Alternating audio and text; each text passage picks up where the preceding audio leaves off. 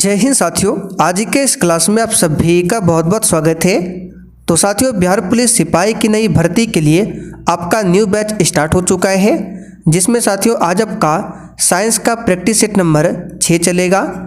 तो साथियों, जिसका भी पीछे क्लास छूट गया है इसके लिए अलग से प्लेलिस्ट बना हुआ है। आप लोग चैनल के प्लेलिस्ट में जाकर उन सभी वीडियो को देख सकते हैं या फिर उस प्लेलिस्ट का लिंक आपको इसी वीडियो के नीचे डिस्क्रिप्शन बॉक्स में मिल जाएगा, आप लोग क्लिक करके देख सकते हैं। और साथियों, जिनको भी बिहार पुलिस का जो कोर्स हमने लॉन्च किया है इसके बारे में आपको जानकारी चाहिए तो क्लास के लास्ट में इसके बारे में आप सभी को बता देंगे। और ये हमारा व्हाट्सअप नंबर है, इसको आप लोग लिख लीजिए यहाँ पे नीचे 9631887058। तो चलिए इसी के साथ आज हम लोग प्रैक्टिस सेट नंबर 6 को सॉल्व करते हैं। तो चलिए, शाम के 7:30 बज चुके हैं, फटाफट से आप सभी लाइव चैट में आ जाइए। तो साथियों, आज का पहला क्वेश्चन देखिए, एक खाद्य श्रृंखला में द्वितीयक उत्पादक डैश होते हैं। बिल्कुल टॉप लेवल का क्वेश्चन है। और साथियों, अगर आपको इन सेट में किसी भी क्वेश्चन का आंसर पहले से आता हो तो आप सभी को नीचे लाइव चैट में या फिर कमेंट बॉक्स में अपना अपना आंसर जरूर करना है, जिससे आप सभी का प्रॉपर तरीके से रिवीजन होगा। तो देखिए क्या है, यहाँ पे खाद्य श्रृंखला है, इसमें द्वितीयक उत्पादक पूछा जा रहा है।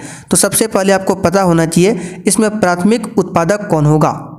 तो यहाँ पे लिख देते हैं प्राथमिक उत्पादक। और देखिए, जो भी प्रश्न के साथ हम आपको एक्स्ट्रा फैक्ट को बताएंगे आपको साथ में कॉपी में लिखते चलना है, इससे आपका खुद का नोट्स तैयार होगा। तो प्राथमिक उत्पादक में आपका पेड़ पौधा आएगा। पेड़ पौधा यानी कि जो अपना खुद भोजन बना सकता है वो आपका प्राथमिक उत्पादक में आ जाएगा। ठीक है, तो द्वितीयक उत्पादक में कौन आएगा? जो पेड़ पौधा को खाएगा। तो पेड़ पौधा को कौन खाता है? तो बकरी, भेड़ ये पेड़ पौधा को खाता है, तो ये आपका द्वितीयक उत्पादक में आ जाएगा। और बकरी, भेड़, गाय ये जो है आपका शाकाहारी के अंतर्गत में आता है। तो ऑप्शन में देखिए शाकाहारी दिया हुआ है, यहाँ पर बी ऑप्शन आपका सही जवाब है। अच्छा देखिए, शाकाहारी की बात करें, यहाँ से और भी क्वेश्चन बनता है। शाकाहारी को हम प्राथमिक उपभोक्ता में रख सकते हैं। प्राथमिक उपभोक्ता में शाकाहारी को रखा जाता है, लेकिन उत्पादक में पूछे तो शाकाहारी को द्वितीयक उत्पादक में रखा जाता है। और शाकाहारी को उपभोक्ता की बात करें तो प्राथमिक उपभोक्ता में शाकाहारी आता है। ठीक है, और द्वितीयक उपभोक्ता में कौन आएगा? इसे भी नोट कर लीजिए, द्वितीयक उपभोक्ता। द्वितीयक उपभोक्ता, तो द्वितीयक उपभोक्ता में वही आएगा जो प्राथमिक उपभोक्ता को खाएगा।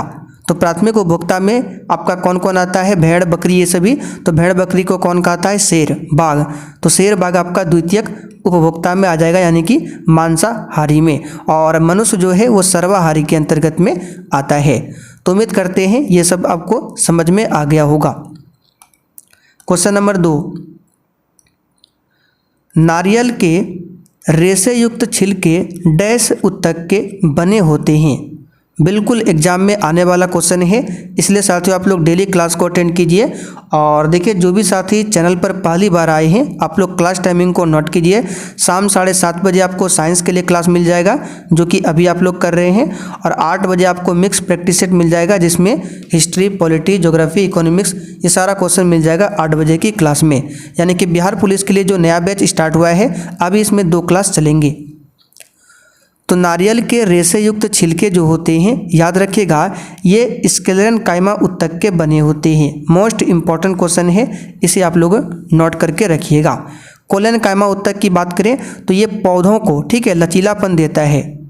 कोलेनकाइमा उत्तक का काम क्या है? ये पौधों को लचीलापन प्रदान करता है। क्वेश्चन नंबर 3, अग्नाशयी रस में पाया जाने वाला कौन सा एंजाइम वसा के विघटन में सहायक होता है? तो साथियों इसका आंसर हो जाएगा लाइपेज एंजाइम। कौन सा हो जाएगा? Lipase enzyme. सी वाला ऑप्शन आपका सही जवाब है। क्वेश्चन नंबर 4, निम्नलिखित में से किस प्रकार के जीवों में एक खुला परिसंचरण तंत्र होता है? चलिए बताइए, खुला परिसंचरण तंत्र।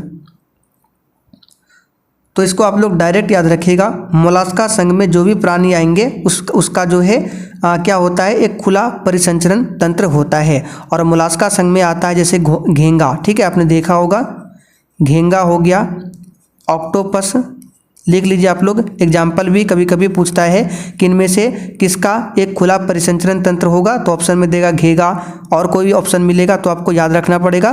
मोलास्का संघ में घेंगा आता है, ऑक्टोपस आता है, ठीक है, इसे ध्यान रखिएगा। एनेलिडा संघ की बात करें तो इसके अंतर्गत में केंचुआ आता है। आपसे एग्जाम में पूछेगा कि बताइए इनमें से कौन एनेलिडा संघ के अंतर्गत में आएगा, ऑप्शन में मिलेगा केंचुआ, ऑक्टोपस, ठीक है, तो आपको वहाँ पे याद होना चाहिए। तो केंचुआ हो जाएगा आपका, ये आपका किस में आता है, एनेलिडा में। और केंचुआ की बात करें, ये इसका बंद परिसंचरण तंत्र होता है, बंद परिसंचरण तंत्र, ठीक है, केंचुआ का। बाकी घेंगा, ऑक्टोपस का खुला परिसंचरण तंत्र होता है। पक्षी की बात करें, पक्षी, इसका भी बंद परिसंचरण तंत्र होता है। और हमारा अंदर जो है, यानी मनुष्य जो होता है, इसमें भी बंद परिसंचरण तंत्र पाया जाता है, ठीक है। तो खुला आपका पाया जाएगा घेंगा और ऑक्टोपस में, इसे आप लोग ध्यान रखिएगा। नेमाटोड की बात करें, इसमें परिसंचरण तंत्र होता ही नहीं है। क्वेश्चन नंबर 5, निम्नलिखित में से कौन सा कशेरुक है। और देखिए साथियों, आप लोग साथ में लुसेंट बुक को जरूर पढ़िए, ठीक है। तो कौन सा कशेरुक है, इसका आंसर हो जाएगा सांप, ठीक है। सांप जो है किसके अंतर्गत में आता है, सरीसृप के अंतर्गत में आता है। सरीसृप संघ में कौन आता है, तो सांप। क्वेश्चन नंबर 6, छठा क्वेश्चन, निम्नलिखित में से कौन सी प्रजाति प्रोकैरियोटिक कोशिकाएं से संबंधित है।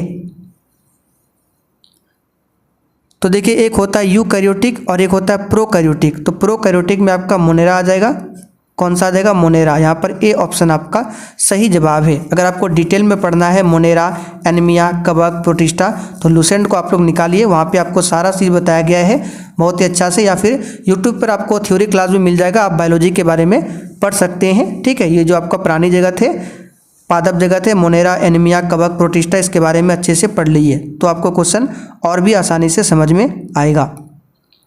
क्वेश्चन नंबर 7, वर्षा की बूंदें गोल होने का कारण क्या है।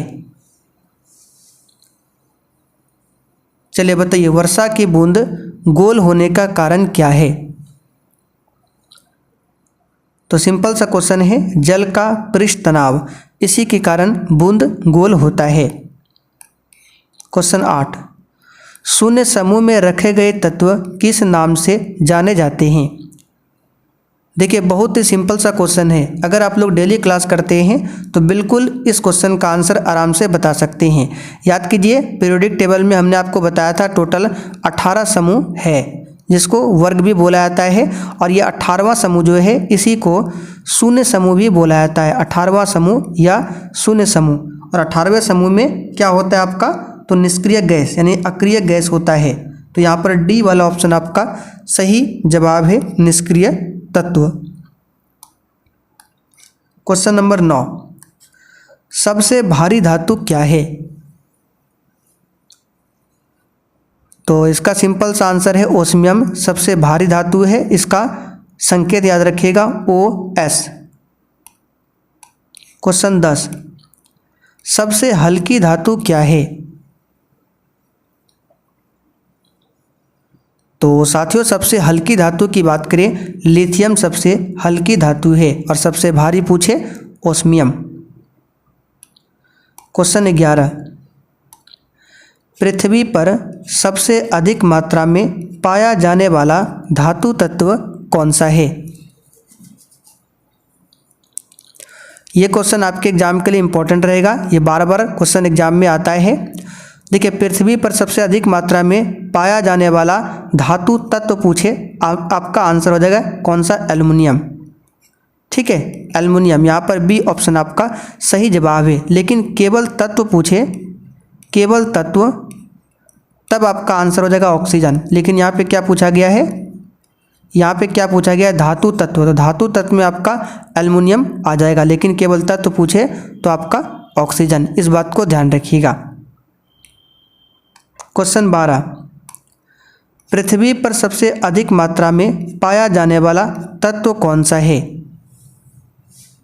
अब यहाँ पर आप लोग आंसर लगा सकते हैं ऑक्सीजन को, क्योंकि यहाँ पे देखिए केवल तत्व पूछा गया है। अब यहाँ से अगर प्रतिशत पूछ ले कि ऑक्सीजन कितनी मात्रा में है तो 46% में, ठीक है।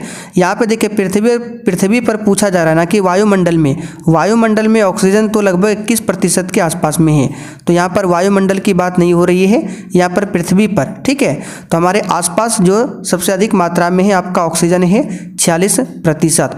दूसरे स्थान पर आपका आता है सिलिकॉन, जो कि बी ऑप्शन में दिया है, ये लगभग 27 से 28% में है सिलिकॉन, ठीक है।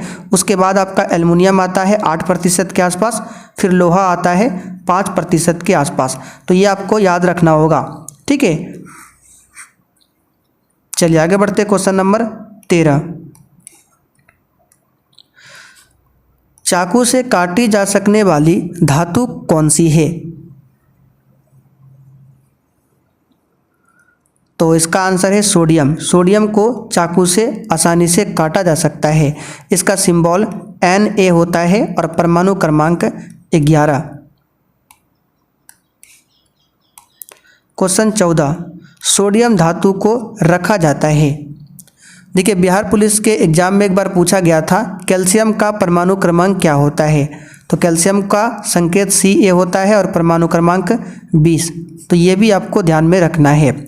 तो सोडियम धातु को मिट्टी के तेल में डुबोकर रखा जाता है, किसमें? मिट्टी के तेल में। आगे देखिए, धोने के सोडा का रासायनिक सूत्र क्या है?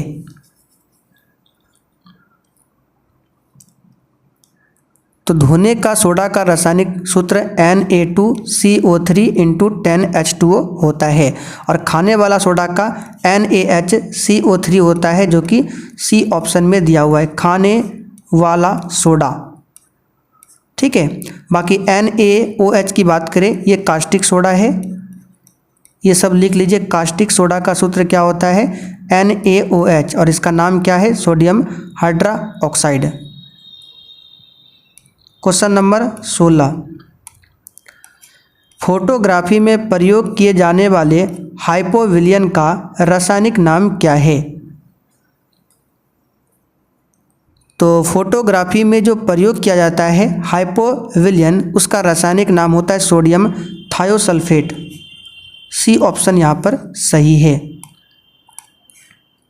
क्वेश्चन नंबर 17, बेकिंग सोडा का रासायनिक नाम क्या है?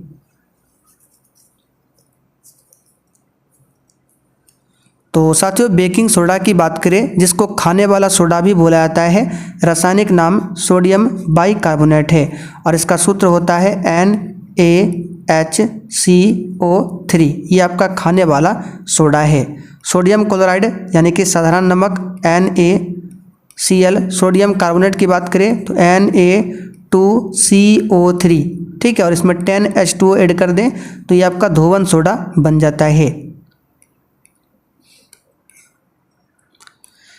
चलिए क्वेश्चन नंबर 18, निम्नलिखित में से किसे वर्गीकी का पितामह कहा जाता है? चलिए बताइए क्वेश्चन 18 के लिए, किसे वर्गीकी का पितामह बोला जाता है? इसका आंसर हो जाएगा कैरोलस लिनियस को, ठीक है। किसे? कैरोलस लिनियस को।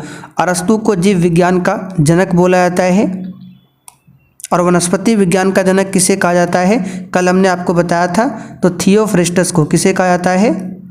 थियोफ्रेस्टस को वनस्पति विज्ञान का जनक, इसे भी नोट कीजिए, वनस्पति विज्ञान का जनक थियोफ्रेस्टस को कहा जाता है। पुष्पी पादपों को रखा गया है। चलिए बताइए 19 के लिए।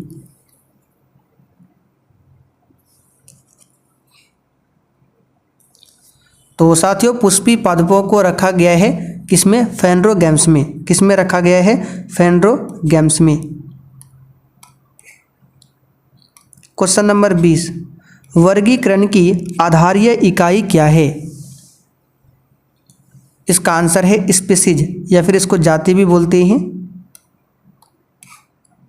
क्वेश्चन 21, निम्नलिखित में से किसमें माइटोकॉन्ड्रिया अनुपस्थित होता है?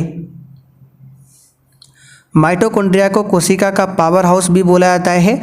और कोशिका के अंदर जो आपका केंद्रक होता है, इसके अंदर डीएनए होता है। तो एक क्वेश्चन हमने कल आपको बताया था कि केंद्रक के बाहर डीएनए और कहाँ पर मिलता है, तो एक माइटोकॉन्ड्रिया है, ये कोशिका का अंग है, इसमें भी डीएनए मिलता है। तो डीएनए आपका दो जगह मिल जाएगा, एक माइटोकॉन्ड्रिया में और एक केंद्रक में। तो यहाँ पर इसका आंसर क्या हो जाएगा, किसमें अनुपस्थित होता है, तो ये जीवाणुओं में अनुपस्थित होता है। जीवाणु को इंग्लिश में बैक्टीरिया कहा जाता है और विषाणु को इंग्लिश में वायरस। 22, जो जीवाणु आकार में सबसे छोटे होते हैं उसे क्या कहा जाता है। साथियों, उसे गोलाणु बोला जाता है, गोलाणु। क्वेश्चन 23, दलहनी फसलों में कौन सा जीवाणु नाइट्रोजन स्थिरीकरण करता है। वेरी इंपॉर्टेंट क्वेश्चन है, दरोगा में पूछा हुआ क्वेश्चन है। बताइए, दलहनी फसलों में कौन सा जीवाणु नाइट्रोजन स्थिरीकरण करता है। तो इसको आपको डायरेक्ट याद करके चलना है, राइजोबियम। क्वेश्चन 24, स्वतंत्र रूप से गिरने वाली वस्तु द्वारा तय की गई दूरी किसके अनुक्रमानुपाती होता है। तो स्वतंत्र रूप से गिरने वाली वस्तु द्वारा तय की गई दूरी जो है, ये गिरने के समय के वर्ग का अनुक्रमानुपाती यानी कि समानुपाती होता है। सी ऑप्शन यहाँ पर सही है। दो वस्तुओं के द्रव्यमान का अनुपात 1:4 है और उनके आयतन समान है, तो उनका घनत्व का अनुपात क्या होगा। तो सबसे पहले घनत्व बराबर सूत्र क्या होता है, आइए इसको देख लेते हैं। तो घनत्व बराबर होता है द्रव्यमान बटे आयतन, द्रव्यमान बटे आयतन, ये घनत्व का सूत्र है। और इसका अगर मात्रक पूछे, एसआई मात्रक घनत्व का, तो द्रव्यमान का हो जाएगा केजी और आयतन का क्या होता है, मीटर क्यूब। तो इसको हम लिख सकते हैं इस प्रकार से, केजी प्रति मीटर क्यूब या फिर केजी मीटर पर पावर -3, ये क्या है, घनत्व का मात्रक है। तो यहाँ पर देखिए, दो वस्तुओं का द्रव्यमान का अनुपात दिया है 1:4, आयतन दोनों का समान दिया हुआ है। ठीक है, आयतन क्या है, समान है। तो यहाँ पर हम एक काम करते हैं, दो वस्तु है उसका द्रव्यमान क्या है, 1:4 है। तो यहाँ पर देखिए हम लिख देते हैं इस तरह से, एक का द्रव्यमान मान लीजिए 4 है, आयतन दोनों का समान होगा तो आयतन को भी रखते हैं, अनुपात में द्रव्यमान दूसरे का 4 है तो 4 बटे आयतन को भी रखते हैं। द्रव्यमान यहाँ 1 है तो 1 रख दिया, आयतन में भी, फिर अनुपात यहाँ पे अनुपात में दिया है 4, नीचे आयतन है तो भी, दोनों भी से भी कट जाएगा क्योंकि आयतन समान है। तो आपका बचेगा क्या, 1:4। ठीक है, यानी घनत्व क्या होगा, सेम रहेगा, ये नहीं बदलेगा, 1:4 ही होगा। तो साथियों, आज आपका यहाँ पर छठा प्रैक्टिस सेट कंप्लीट होता है। अब आप लोग कमेंट करके बताइए आपने 25 में से आज कितने क्वेश्चन सही किए हैं। और जिनको कोर्स के बारे में जानकारी चाहिए, आइए थोड़ा सा आपको बता देते हैं कोर्स के बारे में। चलिए, जिनको पता है आप वीडियो को छोड़ के जा सकते हैं, जिनको नहीं पता है सुन लीजिए। तो देखिए, ये बैच बिहार पुलिस के लिए जो है अभी हाल ही में लॉन्च किया गया है, जिसमें साइंस में आज आपका 6 क्लास हुआ और उधर मिक्स प्रैक्टिस सेट में 19 प्रैक्टिस सेट आज आपका कंप्लीट हो जाएगा, 19वां प्रैक्टिस सेट। और जिसका ये सभी क्लास छूट गया है, इसके लिए प्लेलिस्ट बना हुआ है, प्लेलिस्ट में जाकर सभी वीडियो को आप लोग कवर कर सकते हैं। तो कोर्स में सबसे पहले आपको क्या मिलेगा, इंपॉर्टेंट नोट्स मिल जाएगा, जो कि बिहार पुलिस एग्जाम के लिए सबसे ज़्यादा इंपॉर्टेंट यही होता है, इंपॉर्टेंट नोट्स। 1 लाइनर जीके मिल जाएगा, डेली क्लास का PDF मिल जाएगा आंसर के साथ में। ठीक है, और पिछले 14 साल का क्वेश्चन बैंक यहाँ पर आपको मिल जाएगा, प्लस जो भी इंपॉर्टेंट ट्रिक होते हैं, जो क्वेश्चन याद नहीं होता है उसके लिए भी आपको यहाँ पर ट्रिक मिल जाएगा। ठीक है, ऑफर सीमित समय के लिए है। आपको क्या करना है, प्ले स्टोर पर चल जाना है और वहाँ पर सर्च करना है सक्सेस वर्ल्ड MCQ। हमारा एप्लीकेशन का नाम है, आपको वहाँ पर एप्लीकेशन मिल जाएगा, उसको इंस्टॉल करके आपको कोर्स को परचेज करना है। और परचेज करने के बाद अगर आपको किसी भी प्रकार की समस्या आती है तो इस WhatsApp नंबर पर आपको मैसेज कर देना है। तो उम्मीद करते हैं इस कोर्स के बारे में आपको पता चल गया होगा। तो चलिए, आज के लिए इतना ही, तब तक के लिए जय हिंद।